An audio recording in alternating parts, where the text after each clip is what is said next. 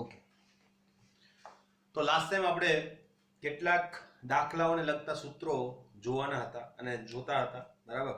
એની અંદર ખાસ અગત્યના 3 સૂત્રો એ આપણે જોયા હતા લાસ્ટ ટાઈમ, બરાબર. તો આપણે નોંધની અંદર જ રહેવાના છીએ હજુ.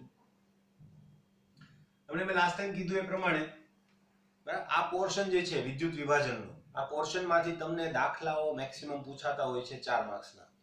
એટલે બરાબર દાખલાઓ તૈયાર કરવાના છે અને દાખલાઓ ગણવાની રીત પણ મેં તમને કાલે કીધી હતી કે શું હશે. તમને વીજભારનો જથ્થો આપેલો હશે, બરાબર, અને એના ઉપરથી નિપજનો જથ્થો મેળવવાનો હશે.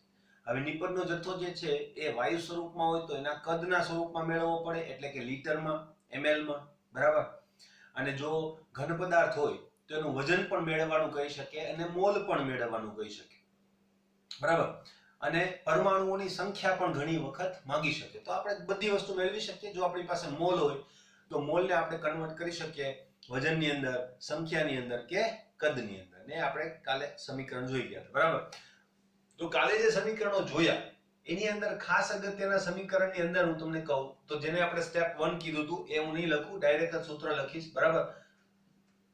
વિદ્યુત ભારનો જથ્થો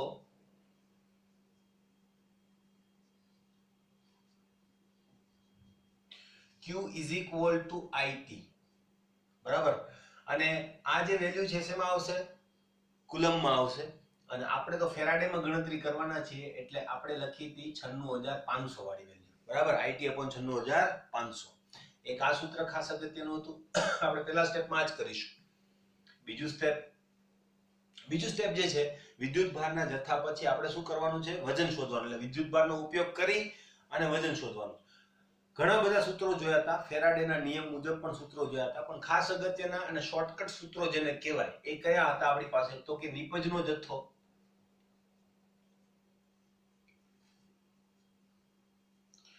બરાબર. એને લગતા 2 સૂત્રો આપણી પાસે ખાસ અગત્યના છે, યાદ પણ રાખવાના છે, બરાબર. એક છે આપણી પાસે W is equal to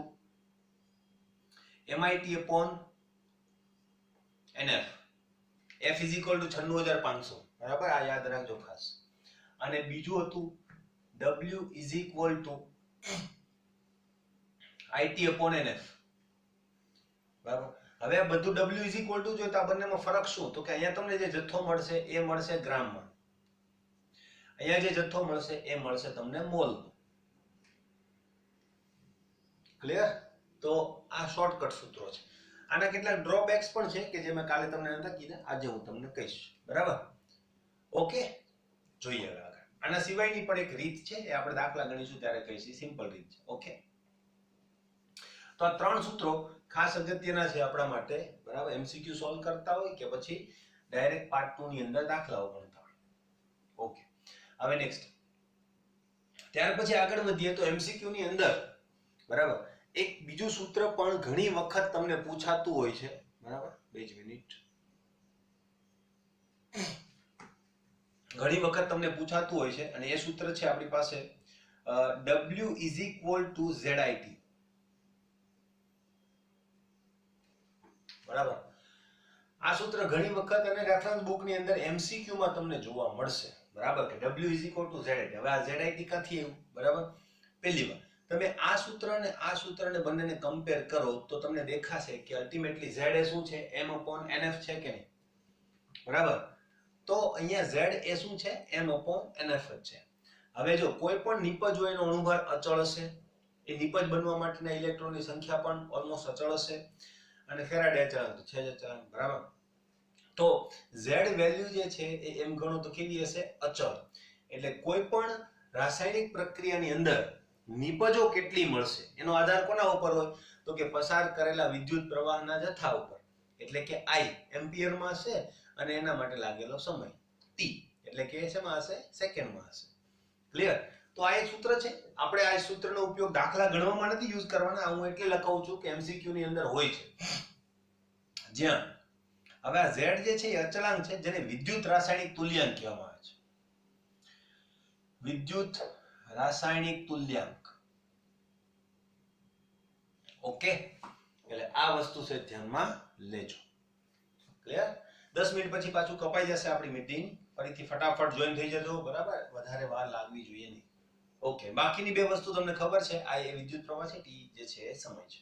okay, next point છે, ઘણી વખત આપણે એમસીક્યુ ની અંદર મોલનો રેશિયો, વજનનો રેશિયો, બરાબર, એ બધી વસ્તુ આપણે શોધવી પડતી હોય છે. તો એની વાત આપણે કરી દઈએ, બરાબર, કે જ્યારે આપણે ગુણોત્તર મેળવવો હોય, બે વિદ્યુત વિભાજ્યોમાંથી સમાન વિદ્યુત પ્રવાહ પસાર કરીએ ત્યારે, બરાબર, જ્યારે આપણે બે જ લઈએ છીએ, અહીંયા ત્રણ પણ હોઈ શકે, હે ને, બે વિદ્યુત વિભાજ્યો માંથી સમાન વિદ્યુત પ્રવાહ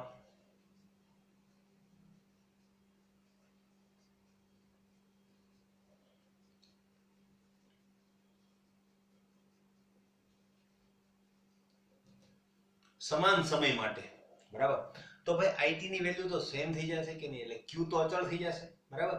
અને આપણે કાલે એક સૂત્ર લખેલું હતું, W EQ કેપિટલ Q, બરાબર, એટલે તુલ્યભાર ઇન્ટુ શું થઈ જશે તમારું વીજભાર.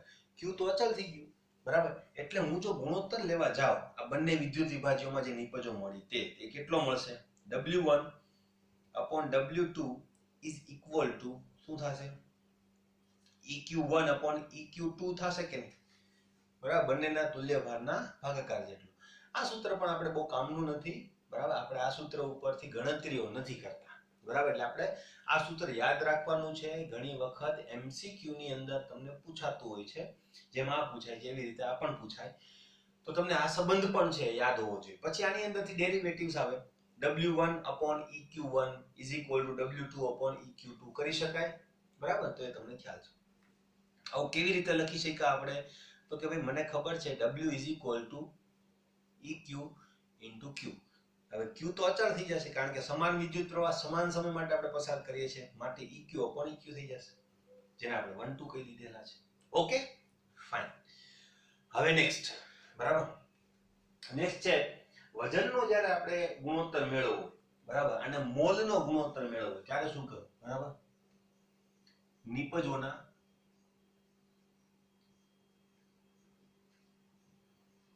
મોલનો ગુણોત્તર.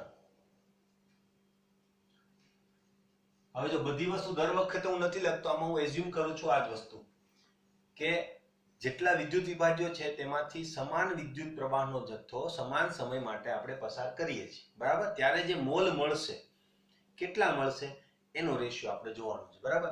આપણે બે નિપજો માટે જ વિચારીએ, બધી નિપજો માટે આપણે લખી શકીએ, બરાબર. મોસ્ટ આઈએમપી ક્વેશ્ચન એમસીક્યુ ખાસ તો આના ઉપર આવતો હોય છે, બરાબર, અને ફ્રીક્વન્ટલી પૂછાય છે કોમ્પિટિટિવ એક્ઝામની અંદર પણ અને આપણી બોર્ડની એક્ઝામની અંદર પણ, જોઈ લેજો, બરાબર.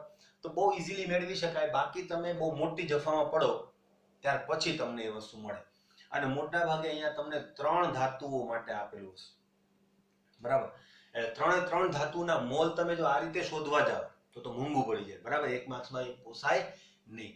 પણ આપણે અહીંયા કરી શકીએ, શું કરવાનું છે તમારે, 1/n1 is equal to 1/n2, વાત પૂરી. જ્યાં n1 n2 શું છે, જ્યાં n1 અને n2 શું છે, જરૂરી ઇલેક્ટ્રોન. મેં ટૂંકમાં લખ્યું છે જરૂરી ઇલેક્ટ્રોનનો મતલબ કે જે ઇલેક્ટ્રોનની સંખ્યા છે. કોઈ પણ માનો કે એક નિપજ તમારા 2 ઇલેક્ટ્રોનના કારણે મળે છે, બીજી એક નિપજ છે એ તમારા 1 ઇલેક્ટ્રોનના કારણે મળે છે, તો પહેલી નિપજ માટે n1 2 આવશે અને બીજી માટે n2 1 આવશે. કોઈને માટે 3 ની જરૂર હોય તો એ n3 3 આવશે, બરાબર. આ રીતે તમે મોલનો રેશિયો લખી શકો. ઓકે, ડાયરેક્ટલી તમારો મળશે અહીંયા જેમ પ્રમાણ હોવું જોઈએ. ઓકે, આ રીતે તમને મળી જાય. ઓકે, હવે માનો કે તમને ઘણી વખત વજનનો ગુણોત્તર માંગે, મોલનો ગુણોત્તર માંગે, તે જ રીતે તમને વજનનો ગુણોત્તર માંગે, તો નિપજોના વજનનો ગુણોત્તર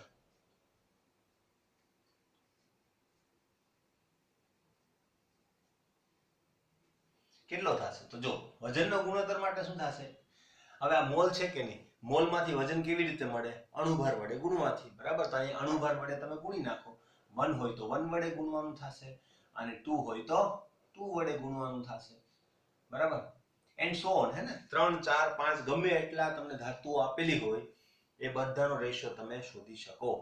આની પ્રેક્ટિસ હું તમને કરાવીશ જ્યારે એમસીક્યુ કરાવીશ ત્યારે, બરાબર, ત્યારે આનો ભરપૂર ઉપયોગ આપણે કરીશું, તો જોઈ લેજો.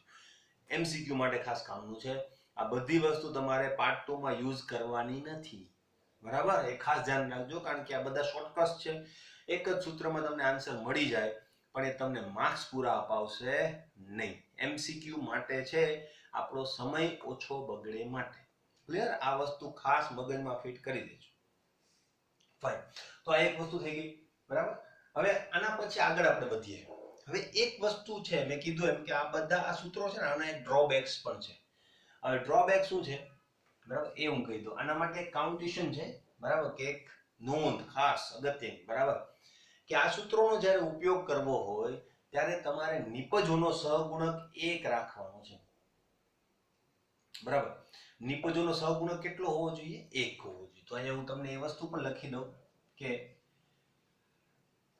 નિપજોનો સહગુણક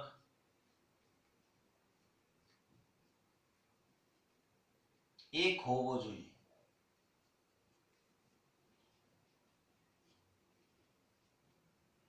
ત્યારે જ આ સૂત્રો જે છે એ સાચું રિઝલ્ટ તમને આપશે, બરાબર.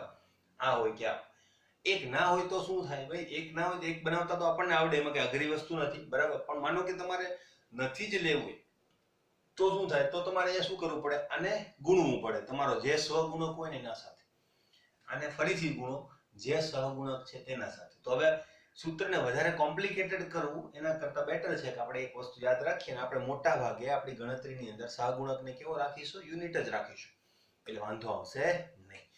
પણ જો કોઈને કમ્પલસરી જુદા સહગુણક સાથે જ ગણતરી કરવી છે તો એના માટે પણ સૂત્ર છે આપણી પાસે, બરાબર, કે ભાઈ નિપજનું વજન W is equal to Q upon N into નિપજનો સહગુણક.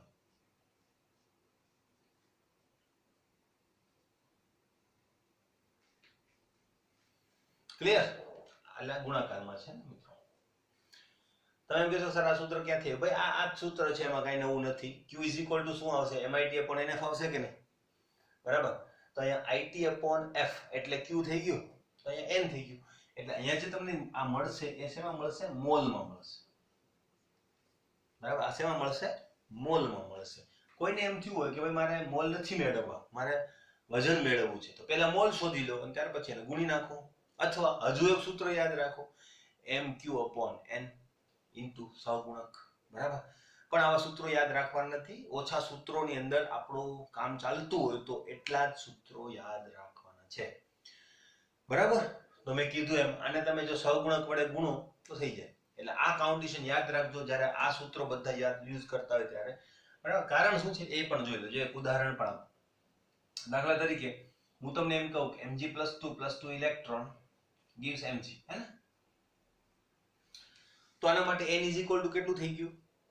અહીંયા જોઈએ. N is equal to કેટલું થઈ ગયું? 2. બાકીનું બધું તો અચળ જ છે ને. M અચળ છે, I તમને આપેલો હશે, T તમને આપેલો હશે, F પણ તમને આપેલો હશે. તમે ખાલી રિએક્શન તમારી રીતે લખો. હવે જો હું આને 2 વડે ગુણી નાખું, આવું થઈ જાય, બરાબર. તો નિપજનો સહગુણક હવે કેટલો છે? 2. હવે ઇલેક્ટ્રોન જ તમે લખવાના છો તો હવે તમે ઇલેક્ટ્રોન કેટલા લખશો? 4. ઇલેક્ટ્રોન 4 લખો તો અલ્ટિમેટલી તમારો જવાબ જુદો આવશે, બરાબર. જે આવતો તેના કરતા પણ અડધો આવશે. પણ અલ્ટિમેટલી આ બીજી વસ્તુ તો ફરી જ નથી, બરાબર. તો જવાબ જુદો કેમ આવ્યો? તો કે આપણે રિએક્શન બદલાયું. એટલે રિએક્શન બદલાયું તેમાં શું થયું? નિપજનો સહગુણક બદલી ગયો, માટે એ વસ્તુ તમારે અહીંયા જથાત્મક રીતે લેવી જોઈએ, બરાબર. એટલે મેં તમને આ જે કાઉન્ટેશન લખેલી છે એટલે લખેલી છે, બરાબર, કે ભાઈ ધ્યાન રાખજો સહગુણક 1 હોવો જોઈએ. ના આવતો હોય તો બનાવી દેવાનો, બરાબર. માનો કે આવું સમીકરણ આવ્યું હોય તો 2 વડે ભાગતા આવડે કે નહીં? ભાગી નાખો 2 વડે. નિપજનો સહગુણક 1 જ રાખવાનો અને એ જ સહેલું પડે હંમેશા, બરાબર. એટલે નિપજનો સહગુણક ખાસ કરીને છે ને વાયુઓ મળશે ત્યારે, એટલે કે O2 મળતું હોય, Cl2 મળતું હોય,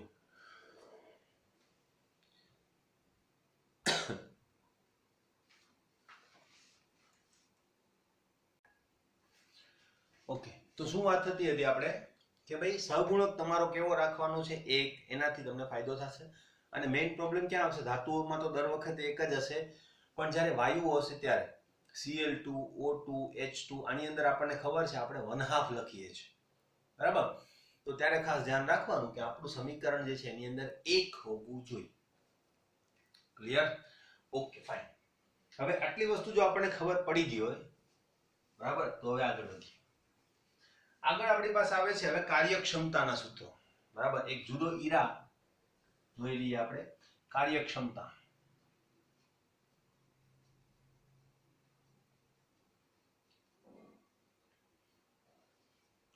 હવે કાર્યક્ષમતા જે છે એને આપણે ઈટા વડે દર્શાવીએ છીએ. ઈટા, બરાબર? કાર્યક્ષમતા એટલે શું? તો કે કોષની કાર્યક્ષમતા છે. કોષની કાર્યક્ષમતાનો મતલબ શું થાય? કોષની કાર્યક્ષમતાનો મતલબ એવો થાય કે ભાઈ જો દરેક રિએક્શન જે છે એ આપણે લખીએ છીએ 100%, પણ 100% જતી નથી, બરાબર?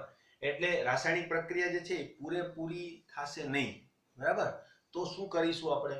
તો ત્યાં આપણે કાર્યક્ષમતા જોવી પડશે કે કોષ જે છે એ કેટલી નિપજો બનાવે છે, જેટલું આપણે એને પ્રોવાઈડ કરેલું છે, બરાબર, એમાંથી કેટલા % નિપજોની અંદર રૂપાંતર કરે છે. હવે માનો કે હું તમને એમ કહું કે આપણે 80% કાર્યક્ષમતા છે, બરાબર, તો તમે શું એનો મતલબ કરશો? તો કે 100 ગ્રામ નિપજ મળવી જોઈએ તો તમને કેટલી મળશે? 80 ગ્રામ જ મળશે, બાકીની 20 ગ્રામનો લોસ થશે, બરાબર? તો એ વસ્તુ જે છે આપણને ખ્યાલ જ છે કે કુદરતની અંદર જે કોઈ પણ પ્રક્રિયાઓ થાય છે એ 100% થતી નથી. તો એ વસ્તુ અહીંયા પણ લાગુ પડે છે. કાર્યક્ષમતા કેવી રીતે મેળવવાનું? એની અંદર સિમ્પલ સૂત્ર છે, બરાબર? અલ્ટિમેટલી તમે જાતે પણ મેળવી શકો ગમે ત્યાં, બરાબર? જેટલી મળવી જોઈએ એ 100%, તમને જે મળે એ કેટલા, બરાબર? એક ત્રિરાશી છે, પણ આપણે એને સૂત્રાત્મક રીતે જો દર્શાવીએ તો વિદ્યુત વિભાજન કોષની કાર્યક્ષમતા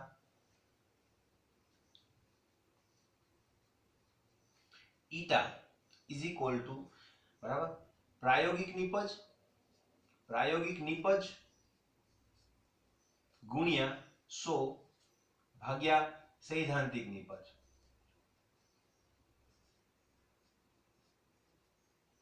બરાબર? આને ઘણી વખત ઇંગ્લિશમાં પણ લખેલી હોય છે, બરાબર? તો શું લખે ખબર? એને I વડે દર્શાવે. I actual, બરાબર, into 100 ભાગ્યા I given. આ રીતે પણ દર્શાવે. ક્લિયર? તો આ રીતે તમે તમારી શું માપી શકો? કાર્યક્ષમતા માપી શકો. હવે ઘણી વખત શું થાય, તમને એમ કે તમને નિપજોનો જથ્થો કેટલો મળશે, છેલ્લે તમને એક ટપકું મૂકી દે કે વિદ્યુત વિભાજન કોષની કાર્યક્ષમતા 75% ગણવી. તો તમારી નિપજો બધી કેવી થઈ જશે? સૈદ્ધાંતિક, બરાબર? રિયલ પ્રાયોગિક નિપજ કેટલી મળશે? તો એના માટે તમારે પ્રાયોગિક નિપજને સૂત્રનો કરતા બનાવવો પડે, સૈદ્ધાંતિક નિપજને તમારે ગુણવી પડે, બરાબર? તો એ રીતે જ આપણે કરવાના છીએ દાખલો. પણ જ્યારે એમસીક્યુમાં એ વસ્તુ આવેલી હોય ત્યારે આપણે એને શોર્ટકટની અંદર કરી શકીએ, જેથી કરીને આપણો સમય બચે. તો એની અંદર શું કરવાનું છે? જો જથ્થો તો આ જ છે, બરાબર, તો આ જ જથ્થાને તમારે કાર્યક્ષમતા વડે શું કરી નાખવાનું છે? ગુણી નાખવાનું છે. કેવી રીતે? તો જો, બરાબર, પ્રાયોગિક નિપજ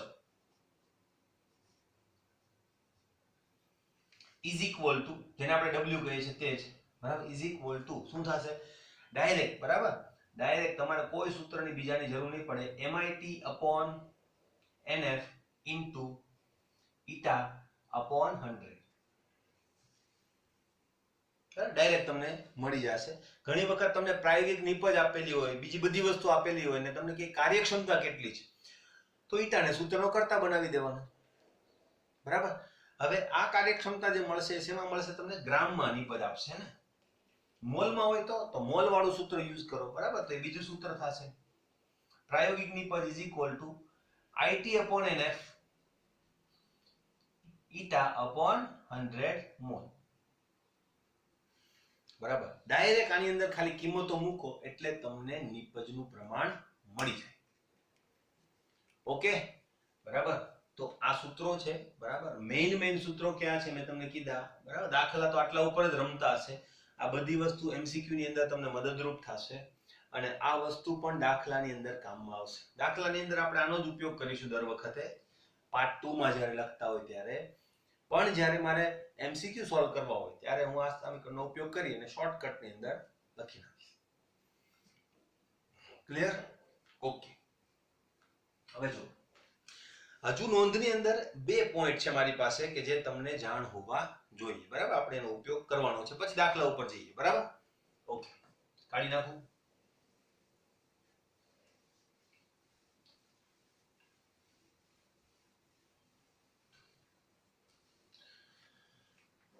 જો મેં તમને કીધું હતું કે ભાઈ જ્યારે આપણે સ્ટેપ 1 કરીએ તો સ્ટેપ 1 ની અંદર Q IT લેવાનું છે. સ્ટેપ 2 કરીએ તો એની અંદર W મેળવવાનું છે. વજન હોય, કદ હોય, મોલ હોય કે સંખ્યા.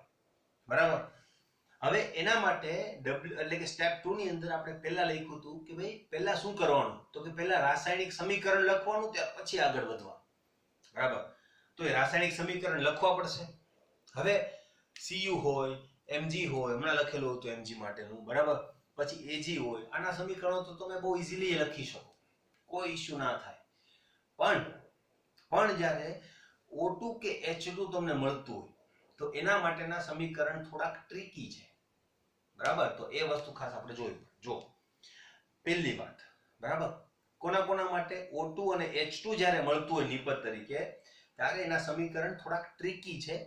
એ ખાસ તમને લખીને હું આપું કે ભાઈ હાઇડ્રોજન મળતું હોય ત્યારે આ સમીકરણ લખવાનું છે અને ઓક્સિજન મળતું હોય ત્યારે આ સમીકરણ લખવાનું છે. એક વાત કમ્પ્લીટ. કોના માટે? પાર્ટ 2 માટે. નેક્સ્ટ વસ્તુ એ છે કે ભાઈ જો એવું કમ્પલસરી નથી. માનો કે તમારી પાસે MCQ છે અને MCQ માં હાઇડ્રોજન મળે તો તમે સાદામાં સાદું જે આપણું સમીકરણ છે એનો યુઝ કરીને ગણતરી કરશો, કોઈ ઇશ્યુ નહીં થાય, તમને સાચો જવાબ મળશે. કયું સાદામાં સાદું સમીકરણ? માનો કે હાઇડ્રોજન માટે આપણે સાદામાં સાદું સમીકરણ કયું લખીએ છીએ? 2H plus 2 electron gives H2. કોઈ વાંધો નથી, તમને સાચું રિઝલ્ટ મળશે. અને માનો કે તમને આ રિએક્શન માં હું લખાવું છું ભૂલાઈ ગઈ, તો તમે આ લખો, તમારી પાસે બીજો કોઈ ઓપ્શન નથી. ઓકે, રિઝલ્ટ સાચું આપશે, તમને જવાબ સાચો મળશે. n શું આવશે? 2. અને સહગુણક તો આપણે એક જ લેવાનો છે, એ ખબર છે. 1/2 ના હોવું જોઈએ. બરાબર, એક ખાસ ધ્યાન રાખવાનું. બરાબર, આપણે ખોટા ના પડીએ માટે, નહીં તો પછી આ સમીકરણનો ઉપયોગ આપણે કરવો પડે. ઓકે, ઓક્સિજન જ્યારે મળતું હોય, બરાબર, ઓક્સિજન તો એમ ગણો તેમ નથી મળતું. બરાબર, ડાયરેક્ટ ઓક્સિજન નથી મળતું, પણ તો પણ ઓક્સિજન માટે પણ તમે સાદામાં સાદું સૂત્ર લખી શકો, જેમ હાઇડ્રોજન માટે લખ્યું એ રીતે. ઓક્સિજન કેવું હોય ભાઈ? -2 હોય કે નહીં? બરાબર, તો એનું તો ઓક્સિડેશન થઈને તમને ઓક્સિજન મળશે. બરાબર, તો એ વસ્તુ આપણે જોઈ લઈએ. તો ઓક્સિડેશન થશે આવા 2 ઓક્સિજનનું અને શું બનાવશે? O2. હવે કેટલા ઇલેક્ટ્રોન મુક્ત કરશે? એક ઓક્સિજન 2 ઇલેક્ટ્રોન, તો 2 ઓક્સિજન 4 ઇલેક્ટ્રોન મુક્ત કરશે. લો, આ સાદું સમીકરણ MCQ માં તમે ડાયરેક્ટ યુઝ કરી શકો, મારે આ મોટા સમીકરણ લખવા નથી. ક્લિયર?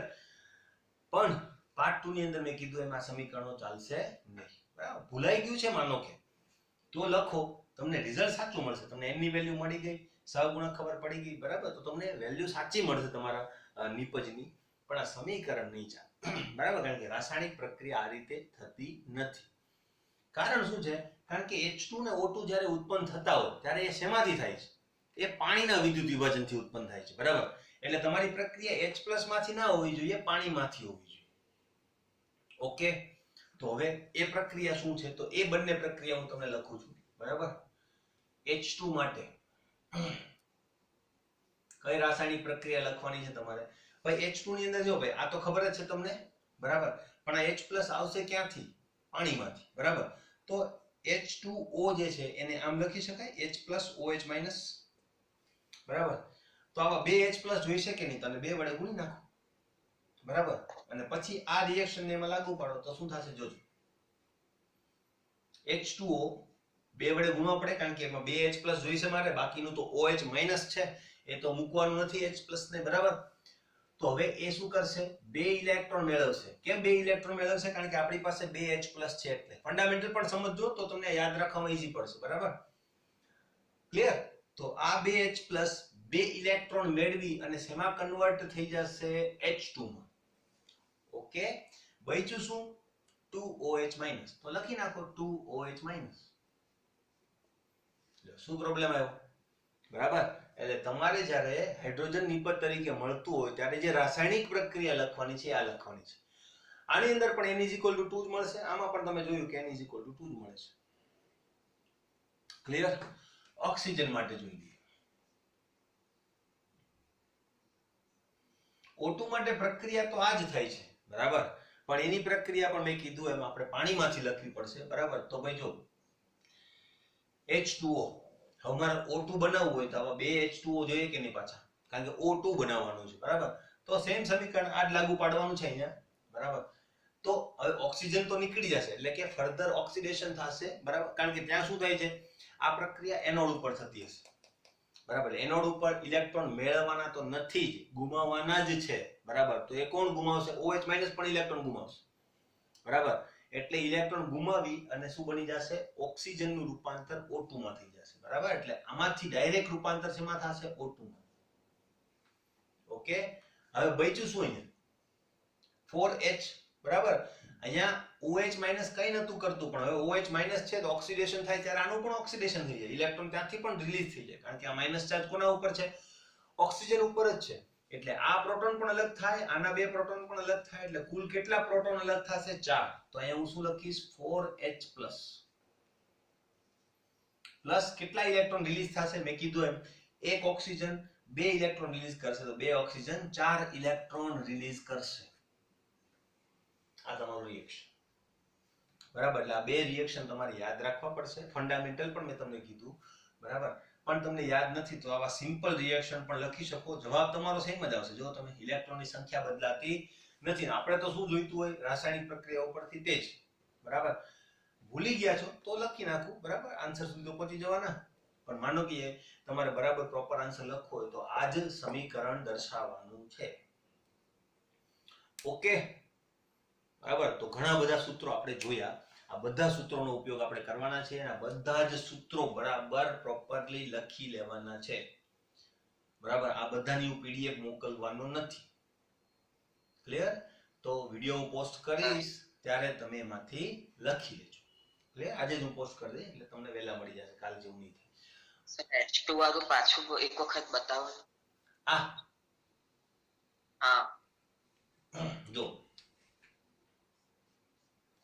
H+ OH- હોય કે નહીં, બરાબર.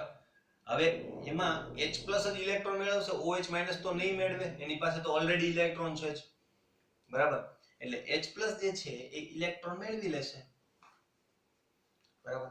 હવે મારે 1/2 નથી લખવું, એટલે હું શું કરી દઈશ અહીંયા? 2. તો 2H+ કેટલા ઇલેક્ટ્રોન મેળવશે?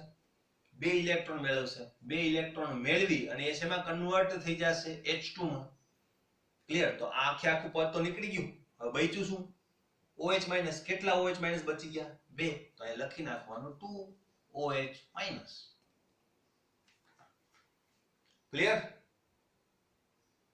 ખબર પડી? Okay, fine. એટલે સિમ્પલ રિએક્શન છે, પણ આ જ લખવી પડે, કારણ કે એની પ્રોપર રિએક્શન આ જ છે, બરાબર. H+ પ્રક્રિયા નથી કરતું, એ પાણીનું જ વિદ્યુત વિભાજન થાય છે, બરાબર. પણ નથી યાદ તો પછી આનો ઉપયોગ કરી શકો, કોઈ ઇશ્યુ નથી, જવાબ તો મળશે જ. Okay, fine. તો આ બધી નોંધ અને એમાં આવતા સૂત્રો આપણે યાદ રાખવાના છે. ખાસ મેં તમને જે સૂત્રો કીધા એ જ સૂત્રોનો ઉપયોગ આપણે દાખલામાં કરવાના છે. બાકીના બધા સૂત્રો MCQ માં આપણે ઉપયોગ કરીશું, ટાઈમ બચાવવા માટે અને ફટાફટ આન્સર આવે એટલા માટે, બરાબર.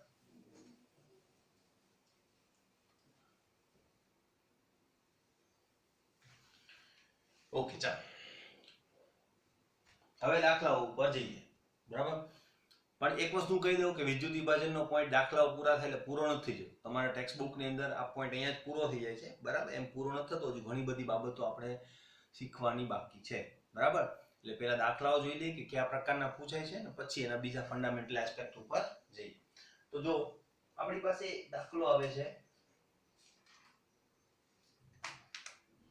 તમારી બુકનો જ દાખલો આપણે લઈએ છીએ, કોયડો 3.10. જોજી કોયડો 3.10 તમારો, બરાબર. 86 નંબરના પેજ ઉપર મારી બુકમાં, તમારી બુકમાં કદાચ આડું હોઈ શકે, હે ને. તો જોજો કોયડો નંબર 3.10.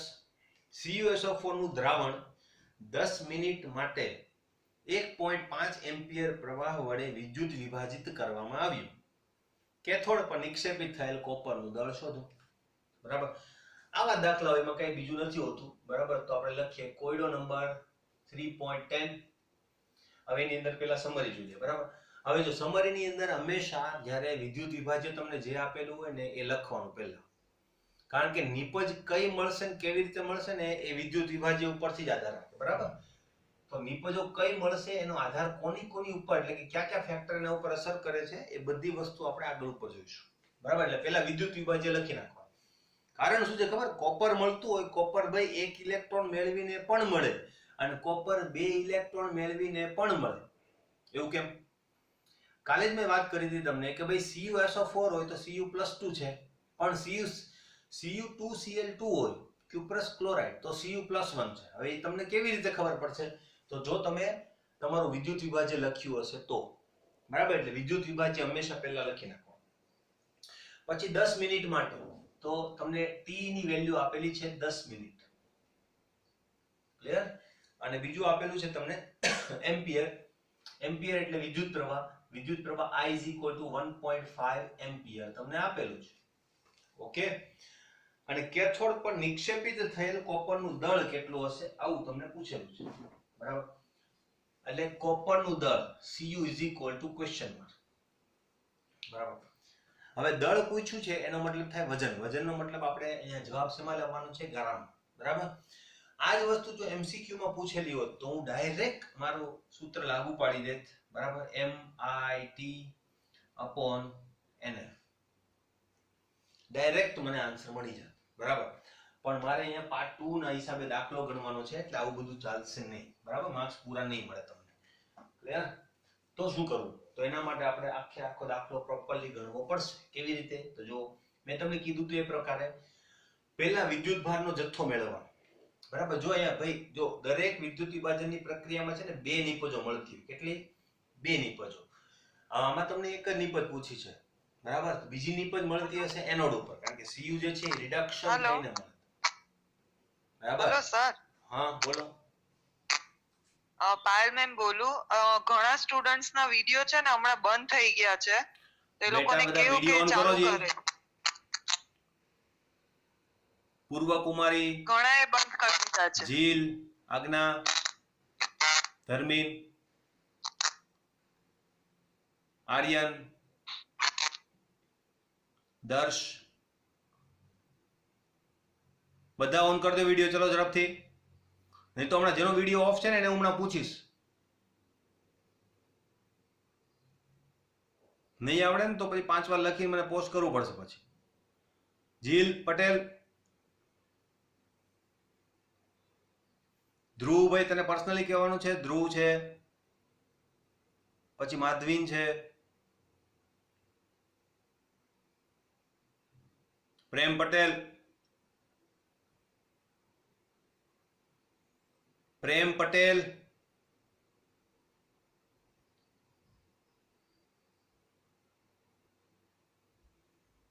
પ્રેમ પટેલ,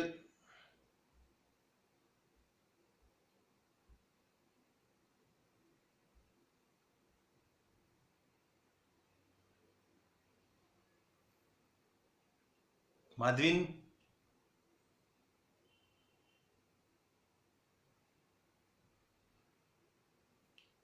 પછી તુષાર. ઓન કરો વિડિયો બધા. ધ્યેય,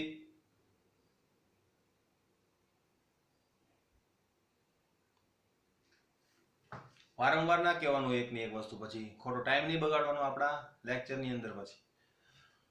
ચાલો, તો અહીંયા તમારે વજન મેળવવાનું છે. વજન માટે મેં તમને કીધું ડાયરેક્ટ સૂત્ર યુઝ કરી શકો પણ MCQ ની અંદર, બરાબર. આપણા 2 સ્ટેપ ક્યાં છે તો એ 2 સ્ટેપનો ઉપયોગ આપણે કરીશું, બરાબર. તો પહેલા વિદ્યુત ભારનો જથ્થો તો અહીં લખવાનું, બરાબર.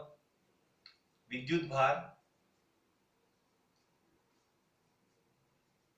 નો જથ્થો મેળવવા માટે શું કરીશું આપણે? આપણું સૂત્ર જે છે તે જ Q = IT/96500. ડાયરેક્ટ આની અંદર કિંમતો મૂકો. I કેટલું છે આપણી પાસે? 1.5, બરાબર. અને T કેટલું છે? 10 મિનિટ. ખાસ ધ્યાન રાખજો મિત્રો, મિનિટમાં, કલાકમાં કોઈ વસ્તુ આપણે યુઝ કરવાની નથી. આપણે હંમેશા એ વસ્તુ શેમાં કરીશું? સેકન્ડની અંદર, હે ને. એટલે 10 ગુણ્યા શું કરી દઈશું? 60.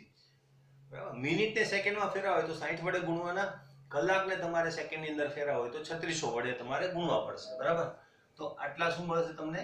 સેકન્ડ્સ. તો અહીંયા 600 સેકન્ડ જ આવે, તમને દેખાય જ છે. બરાબર, તો 600 તમારે 600 ના લખવું હોય તો 60 ગુણ્યા 10 પણ લખી શકો. અહીંયા ગુણાકાર આપણે કરવાનો જ છે મસ્તો પણ 96500. આ ગુણાકાર ભાગાકાર કરશો એટલે તમારો આન્સર જે છે એ આવશે 0.009324. મારી પાસે છેદ લખેલું છે, વાંધો નહીં. 0.009324. તમે તમારી રીતે કરતા જજો એટલે કદાચ ભૂલ હોય તો આપણને ખ્યાલ આવે હે ને. અને મ્યુટ કરીને રાખેલા છો તમે. Okay, clear? ચાલો, એક સ્ટેપ કમ્પ્લીટ થઈ ગયું. તમને અહીંનો માર્ક્સ મળી જશે 1 માર્ક. ક્લિયર? 4 માર્કના દાખલા હોય છે. એક નિપજ પૂછેલી હોય 3 માર્ક્સ, બે નિપજ પૂછેલી હોય 4 માર્ક્સ. ક્લિયર? ચલો, એક સ્ટેપ કમ્પ્લીટ. હવે બીજા સ્ટેપની અંદર આપણે શું લઈએ છીએ? વજન. મેં કીધું એમ દર વખતે આપણી પાસે બે નિપજો હશે. હવે બે નિપજો હશે ને તો તમારે નિપજને ડિસ્ટિંગ્વિશ કરવી પડે, એટલે ત્યાં લખવી પડે હું કોના માટે આ બધી વસ્તુ કરું છું. બરાબર, એટલે આપણે દર વખતે હેડિંગ મારી દઈશું. આપણે એક જ મેળવવાનું છે એટલે હું એ લખી CU માટે. ક્લિયર? CU માટે. હવે CU માટે મારે પહેલા રિએક્શન લખવી પડશે. હું તરત અહીંયા જોઈશ કે CU કઈ ઓક્સિડેશન અવસ્થાની અંદર છે, +2. તો હું અહીં લખી દઈશ CU +2. હવે તમને એ ખબર પડી જવી જોઈએ કે અહીંયા રિડક્શન કરવું પડશે. બરાબર, +2 ઇલેક્ટ્રોન gives CU. ઓકે, બીજી એક વાત. હવે આ રિએક્શન લખ્યા પછી આપણને બધી વસ્તુ ખબર છે. બરાબર, તમને શોર્ટકટ પણ ખબર છે, પણ સામેવાળાને ખબર નથી. બરાબર, એટલા માટે રિએક્શન લખી અને તરત જ એની નીચે છે ને મોલ સંખ્યા અને ફેરાડે તમારે લખી નાખવા જોઈએ. બરાબર, એટલે હું શું લખીશ ખબર? 2 મોલ ઇલેક્ટ્રોન હોય ને ત્યારે મને 1 મોલ નિપજ મળે. 2 મોલ નિપજનો મતલબ 2 મોલ ઇલેક્ટ્રોનનો મતલબ શું થાય? 2 ફેરાડે. આટલું લખી નાખો. ભલે તમને બધી ખબર છે, સામેવાળાને પણ ખબર પડવી જોઈએ ને કે તમને ખબર પડે છે. બરાબર, એટલે આટલી વસ્તુ તમારે ત્યાં લખવી પડશે. ઓકે, હવે આના પછી તમારે નિપજનો જથ્થો મેળવવાની એમ તો 3 રીતો છે. બરાબર, મુખ્ય 2 રીતો. એક રીત શું છે કે આપણે જે કીધું તે, હવે ડાયરેક્ટ સૂત્ર લખો MIT વાળું, એ સૂત્ર ડાયરેક્ટ લખો તો પણ ચાલે. બરાબર, બીજી રીત શું છે? બીજી રીત છે સ્ટાન્ડર્ડ રીત કે જે તમને ચોપડીમાં આપેલી છે, ત્રિરાશિ વાળી. બરાબર, ત્રિરાશિ વાળી રીતનો ઉપયોગ આપણે ઓછો કરતા હોઈએ છીએ. કારણ શું? તો કે ત્રિરાશિ મૂકવામાં ભૂલો બહુ થતી હોય છે માટે. બરાબર, એટલા માટે આપણે ત્રિરાશિ વાળું સૂત્ર જે છે યુઝ નથી કરતા, પણ હું તમને અત્યારે બંને રીતો કરાવીશ. બરાબર, પહેલી રીત વડે આપણે જો જોઈએ, બરાબર, તો શું થશે? હવે આપણે W જ મેળવવાનું છે. બરાબર, તો W = અથવા તો લખી નાખું CU નું વજન. W = આપણું સૂત્ર ડાયરેક્ટ લખો. બરાબર, MIT/NF. બરાબર, હવે આની અંદર કિંમતો મૂકી દઈએ. M = કેટલું હશે? ભાઈ જો CU નો પરમાણુ ભાર જે છે એ મોટા ભાગે કાઉન્સમાં તમને લખીને આપ્યો હશે.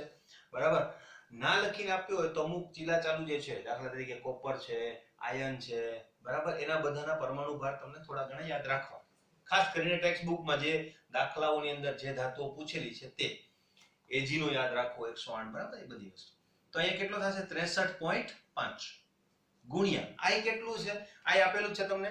બરાબર, હવે જો એક વાત બીજી. હવે આ જથ્થા તો તમે અહીંયા કરેલી છે બધી, જો છે જ ને, IT/96500 તમે કરેલા જ છે.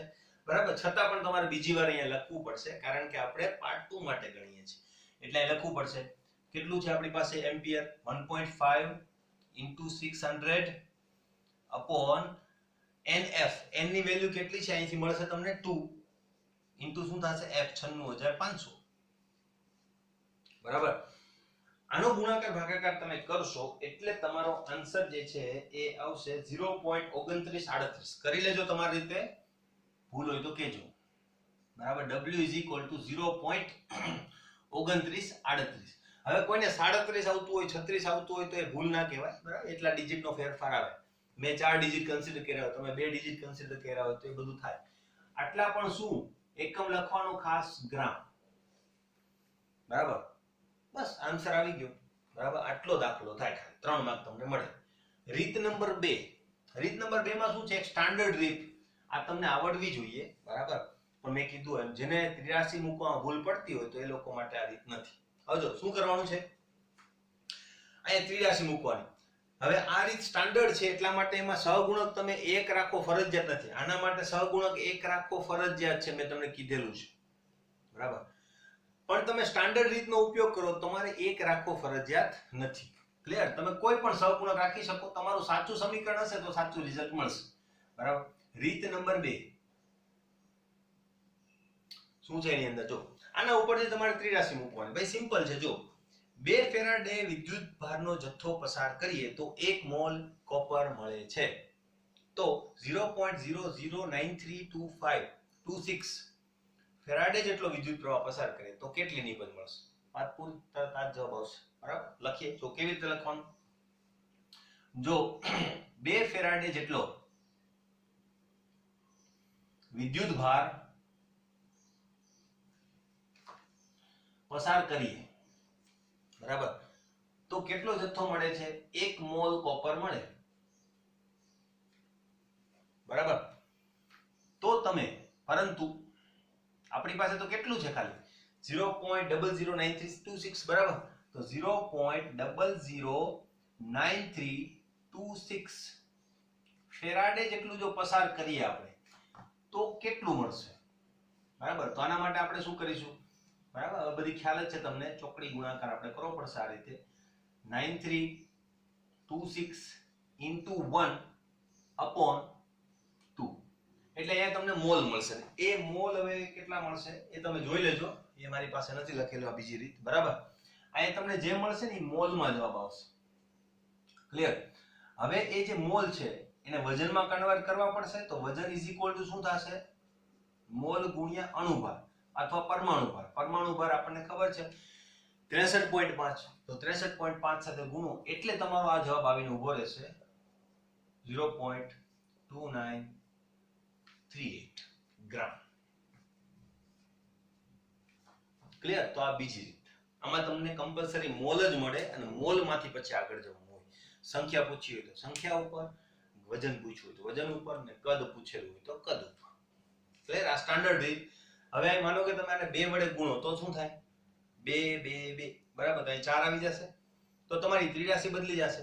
4 ફેરાડે તો 2 મોલ, એટલે આટલા તો કેટલા? તો તમને કઈ પ્રોબ્લેમ નહીં થાય, કારણ કે સહગુણકના હિસાબે તમારું સમીકરણ પણ બદલાશે. આ સમીકરણ તમારા સહગુણકના હિસાબે બદલાશે નહીં. એટલે આના ઉપર ખાસ ધ્યાન રાખજો. અને મેં ક્વેશ્ચન કર્યા છે એ બરાબર મગજમાં રાખજો કે સહગુણક આપણે 1 રાખવાનું છે, બરાબર. ક્લિયર છે? પ્રશ્નના દાખલાની અંદર, બરાબર, આ જ ટાઈપના દાખલાઓ આપણે ગણવાના છે. પ્રશ્ન કોઈને? 2 સ્ટેપ. પહેલું સ્ટેપ ક્યુ મેળવો, બીજું સ્ટેપ વજન મેળવો. કદ પૂછેલું હોય તો કદ મેળવો, મોલ પૂછેલા હોય તો મોલ મેળવો. અને એના માટેના સૂત્રો આપણી પાસે છે જ, આ જ બધા સૂત્રો. ક્લિયર? સર હા બોલો. સર 0.2938 છે તે 0.295 કરતા નાના છે, ને મારો જવાબ જે તો 2961 છે તો 5 કરતા વધી જાય, ચાલે ને? 29 આવે છે ને? હા બસ તો ઓકે. અહીંયા આવે જો 39 આવતું હોય ને તો તારે સેટ ચેક કરવું પડે, તો થોડોક વધારે આન્સર કહેવાય. બાકી કઈ વાંધો નહીં. ચોથા ટેક્સ્ટબુકમાં 63.5 ની જગ્યાએ 63 લીધેલું છે એટલે 2938 આવે છે. થશે, પણ એનો અણુભાર જે છે ને પરમાણુ ભાર 63.5 જ છે, હે ને. પણ જો તમને મેં કીધું એમ કાઉન્સમાં લખીને આપેલું હોય કે કોપર ઇઝ ઇક્વલ ટુ 63 લેવું, તો તમારે શું લેવાનું? 63 લેવાનું. પણ તમને એમ પૂછેલું છે કોપર મેળવો, બીજું કઈ નથી આપેલું, તો આપણને યાદ કયું હશે સાચું, એટલે કે 63.5, તો એ જ લેવાનું. ક્લિયર? આપેલું હોય તો એ જ વેલ્યુ લેવાની, એટલે આન્સર તમને મળશે. Okay fine. હવે દાખલાની અંદર બીજી પેટર્ન શું હોય ખબર? ઊંધા દાખલા કહેવાય. ઊંધા દાખલાનો મતલબ તમને વજન આપેલું હોય, બરાબર, અને તમને કાં તો સમય પૂછેલો હોય કાં તો એમ્પિયર પૂછેલો. એ ઊંધા દાખલા, બરાબર, કે ભાઈ આટલું વજન મળે છે તો કેટલા એમ્પિયર પ્રવાહ પસાર કર્યો છે, બરાબર, અથવા તો કેટલા એમ્પિયર પ્રવાહ, એમ્પિયર પણ આપેલા 1.5 એમ્પિયર પ્રવાહ કેટલા સમય માટે પસાર કરવો જોઈએ. આવા દાખલા, એને ઊંધા દાખલાઓ આપણે કહીશું, બરાબર, જેમાં આવી રીતે ઉપરથી નીચેથી ઉપર તરફ આવવું પડશે, બરાબર. એટલે આ છેલ્લે સ્ટેપ આવશે, તે ઊંધા દાખલા. પદ્ધતિ તો આની યાદ છે, એમાં કઈ નવું છે નહીં. ઓકે, નેક્સ્ટ દાખલો ગણીએ એટલે વધારે ખ્યાલ આવશે. બરાબર. બીજો દાખલો પણ આપણે બુકનો જ લઈએ છે. બરાબર. લખાણ સંબંધી ક્વેશ્ચન એક પેજ ફેરવો એટલે તમારી સામે આવશે. લખાણ સંબંધિત ક્વેશ્ચન 3.10.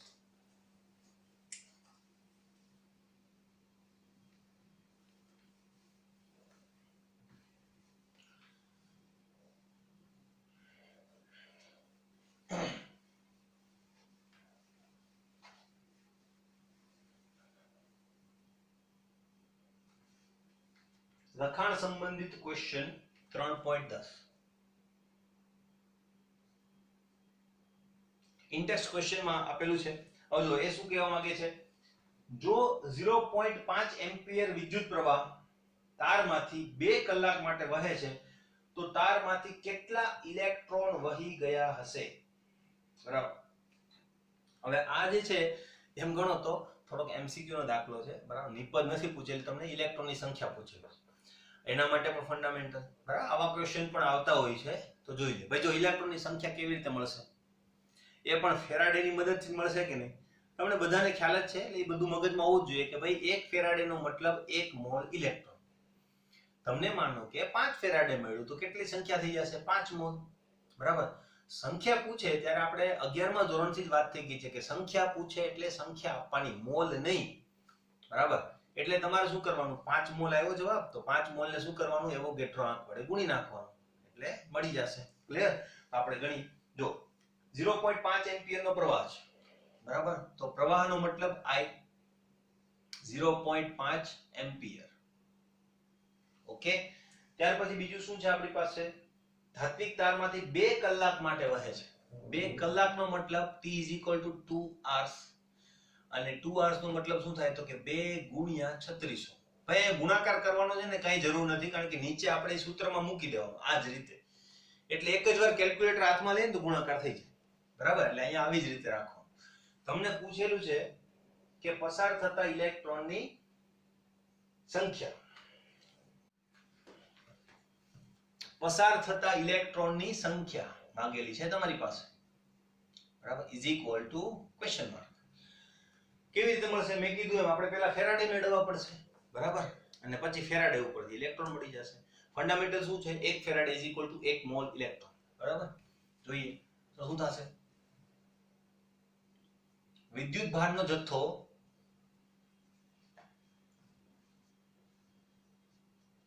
કેટલો છે મારી પાસે તો કે Q = IT / 96500 96500. આની અંદર તમે કિંમતો મૂકો. I = 0.5 ampere. બરાબર. ગુણ્યા 2 ગુણ્યા 3600 ભાગ્યા 96500 96500. ક્લિયર? તો હવે આ ગુણાકાર ભાગાકાર કરશો એટલે તમારો જવાબ જે છે એ આવશે 0.03730 0.03730 ફેરાડ. બરાબર. આસપાસ આવતો હશે. બરાબર. એ વસ્તુ તમને હવે ખબર પડી જવી જોઈએ કે ભાઈ કેમિસ્ટ્રીમાં છે ને એક્ઝેક્ટ આંકડો ના, એ નજીકનો જ આવે. બરાબર. 10 જણા ગણતરી કરતા હોય તો 10 એ 10 ને કંઈક નવું નવું આવે. ક્લિયર? આટલો આવવો જોઈએ તમારો આંકડો. આવી જતો હોય તો બેસ્ટ. Okay fine. નેક્સ્ટ. હવે આટલું આવ્યું એનો મતલબ શું થાય? કેટલા મોલ ઇલેક્ટ્રોન હશે? માટે વહી જતા ઇલેક્ટ્રોનની સંખ્યા કેટલી હશે તો કે 0.03730 મોલ. એને ગુણી નાખો. 0.03730 ઇન્ટુ મોલ એટલે એવોગેડ્રો આંક વડે આપણે ગુણવું પડશે. એવોગેડ્રો આંક એટલે 6.022 × 1023. બરાબર. આ ગુણાકાર તમે કરશો ત્યારે તમારો આન્સર જે છે આવશે 0.2246 × 1023. બરાબર. હવે આ રીતે આન્સર કોઈને ના આપવો હોય, વૈજ્ઞાનિક અંક પદ્ધતિમાં આપવો છે તો 1 પોઈન્ટ આમ ખસાડી દો તો અહીંયા 1 પોઈન્ટ ઘટી જશે, 10 ની 22 ઘાત થઈ જશે.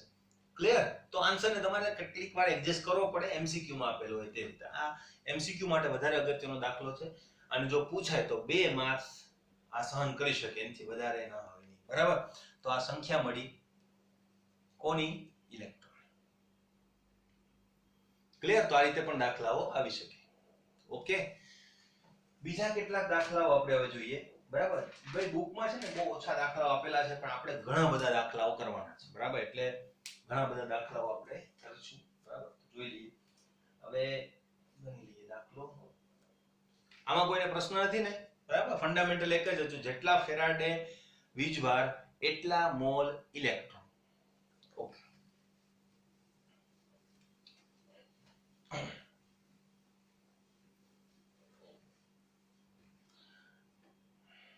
નેક્સ્ટ આપણી પાસે છે, બરાબર, રકમ જે છે એ છે લખતા જજો, કારણ કે આપણી પાસે 5 મિનિટ છે તો 5 મિનિટમાં રકમ નહીં લખે. બરાબર? તો રકમ છે લખતા જજો બધા પોતપોતાની રીતે. Na2SO4 ના જલીય દ્રાવણના Na2SO4 ના જલીય દ્રાવણના વિદ્યુત વિભાજનમાં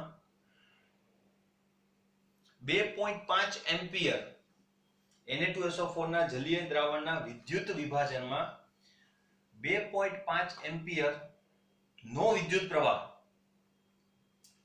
1 કલાક સુધી પસાર કરવામાં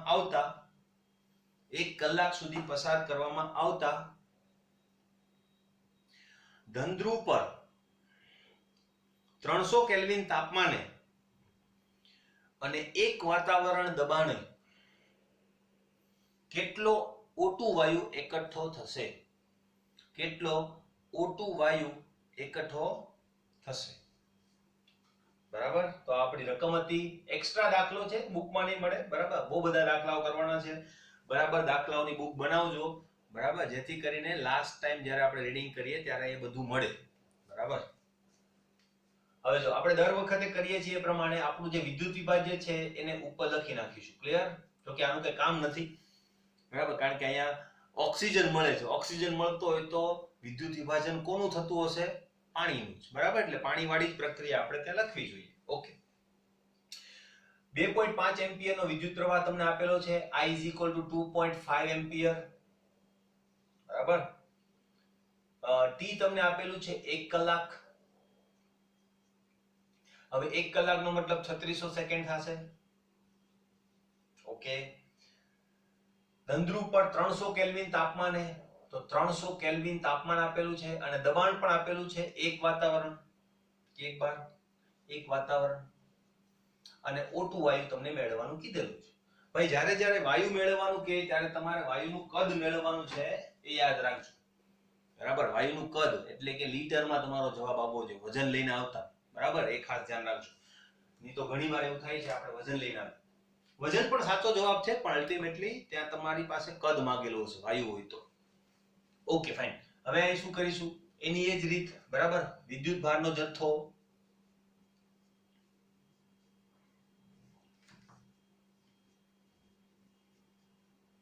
કેટલો હશે?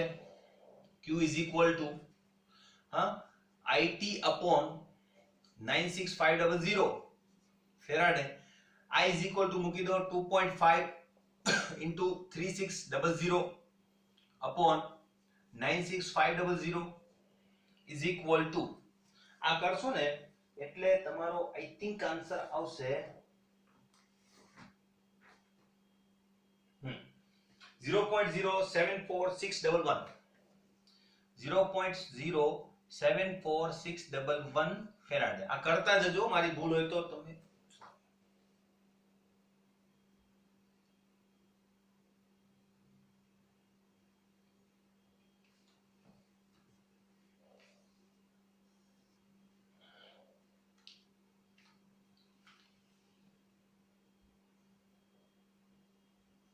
ફટાફટ.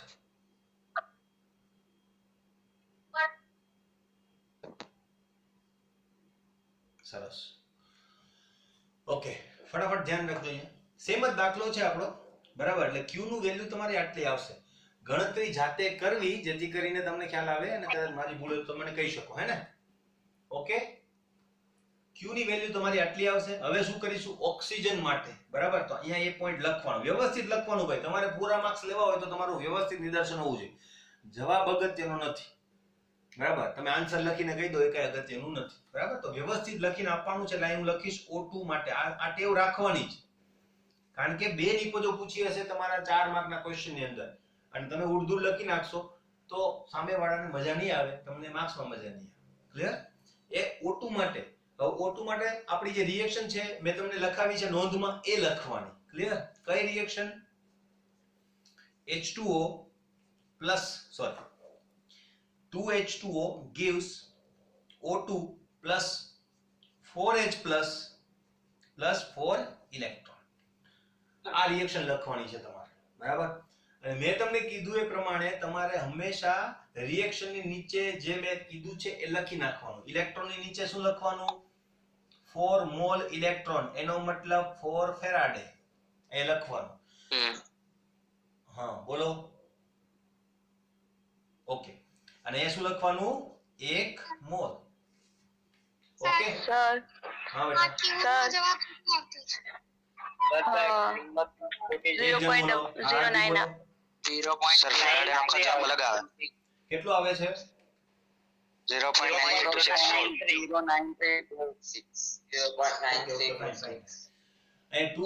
લીધેલું છે ને, તો અહીંયા છે ને 0 કરી નાખો. એમ્પિયર છે ને 2 કરી નાખો. હા. 2.5 મારે ભૂલથી લખાવાઈ ગયું છે એવું છે. હા બરાબર, 2 કરી નાખો તારે. અરે યાર. થઈ ગયું કે?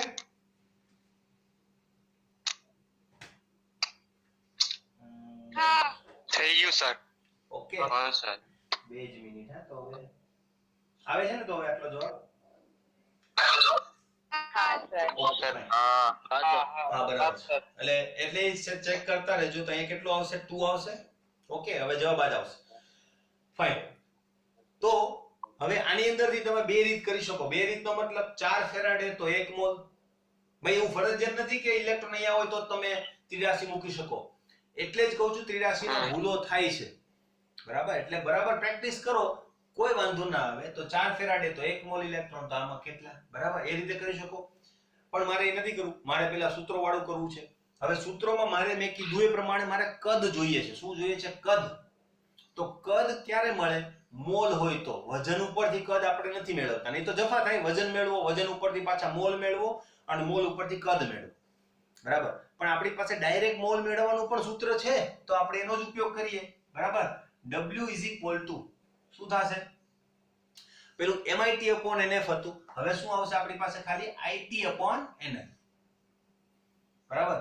I is equal to 2.0 into 3600/n. n બરાબર કેટલું થશે આપણી પાસે? તો n છે 4 ઇલેક્ટ્રોન, બરાબર?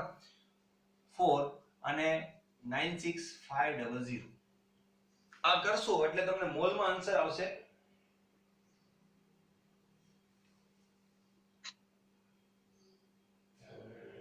કેટલો આવે છે? 0.0186. એક જણ બોલો, ઝડપથી બોલો. હર્ષ બોલો. 0.018. બસ આપણે 3 આંકડાની જરૂર છે, લખી લીધા. ક્લિયર? આ શું મળશે મને? મોલ. આ શું મળશે મને? મોલ. હવે મોલ ઉપરથી કદ કેવી રીતે મળે? કાલે એ સૂત્ર પણ લખાવેલું હતું. 22.4 વડે ગુણવા પડશે? નહીં. અહીંયા જો તમને તાપમાનની પરિસ્થિતિ આપેલી છે, આ જોવાનું ભૂલતા નહીં. 22.4 માત્ર ને માત્ર ક્યારે? STPA. ક્લિયર? હા, એટલે આ જે છે કન્ડિશન એ તમારે જો લેવી હોય અને કદ મેળવવું હોય તો PV = nRT નો ઉપયોગ કરવો પડે. એટલે આપણે અહીં લખીશું O2 નું કદ V = શું થશે? nRT/P.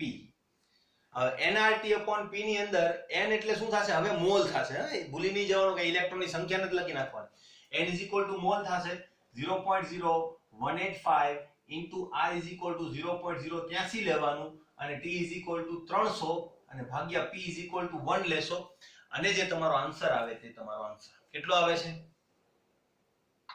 4.0. 0.4631. 4631 લીટર 4631 લીટર આટલો જવાબ તમારો આવે ક્લિયર તો આ રીતે દાખલાઓ ગણવાના છે 644 આવે. હા આવી જાય છે બધાને 644 આવે. 46065 આવે 46065 એ કોઈ ઇશ્યુ નથી મેં કીધું ને એમ આગળના બે આંકડાઓ કામના હોય 4644. ઓકે વાંધો નહીં જે આવતું હોય તે ટૂંકમાં કોઈ ચાર આંકડા કન્સિડર કરતું હોય કોઈ અહીંયા છે ને 185 ના બદલે તમે ચાર આંકડા કન્સિડર કરેલા હશે એટલે થોડો ઘણો ફરક તમારો આવે એટલે કોઈ ઇશ્યુ નથી આની નજીકનો આન્સર આવવો જોઈએ કોઈને ભલે 0.45 આવતું હોય તો પણ એ સાચો ક્લિયર બરાબર તો આ વેલ્યુ પણ છે ને એક્ઝેક્ટ કેટલી થાય 0.08314 હવે એ લેશો તો પાછો આન્સર થોડો બદલી જશે બરાબર એટલે એ બહુ માઇનોર લેવલ ઉપર બદલે વધારે ના બદલે નજીકનો હોવો જોઈએ આના કરતા આન્સર ઓકે 4644 ચાલો. બરાબર ફાઇન તો આ રીતે તમારે દાખલાઓ ગણવાના છે એકાદ બે દાખલાઓ હું તમને હોમવર્કમાં આપીશ જ્યારે હું પીડીએફ મોકલાવીશ બરાબર ત્યારે હોમવર્કમાં આપીશ ગણેલા દાખલાઓ પીડીએફમાં મોકલાવાનો નથી બરાબર એ વસ્તુ યાદ રાખજો પણ કેટલાક દાખલાઓ તમને હોમવર્ક સેક્શનની અંદર પીડીએફમાં મોકલાઈ દઈશ બરાબર તો એ સેજ ગણવાનો પ્રયત્ન કરજો કાલે મળીશું ત્યારે એ વસ્તુ પાછા ગણીશું પણ ખરા ઓકે ફાઇન ચાલો ઓકે.